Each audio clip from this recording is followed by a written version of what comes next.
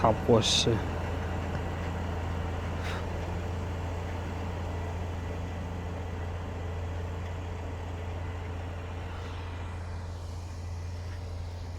Aytın endi. Ya gap yo'q, zo'r. Diddagida. Bir bitta yeri var ekan. Ava. Aytavering. Aytın.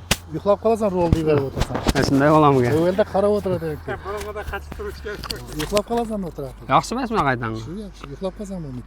O'ylaganingizday bo'lib bu. Tam zo'r, zakonni. Zakonnimi? Bizlardan gap so'zingiz yo'qmi? Yo'q, zo'r. Tap qo'shdi, traktorda buramadi, to'g'rimi? Tam zo'r. Ajoyibmi? Rolni yuborib haydariq zakonni.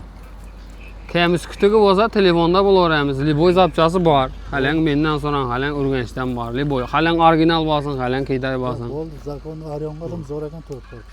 Izini surtibdi. Bo'ldi, qo'yaver. Ya aytganimday, agar yer surdiraman deganlar xabarlashaverasizlar, yozib qo'yamiz nomerlarini. Aylama pulni ko'raman deganlar ham xabarlashib kelaverasizlar. Hammaga rahmat.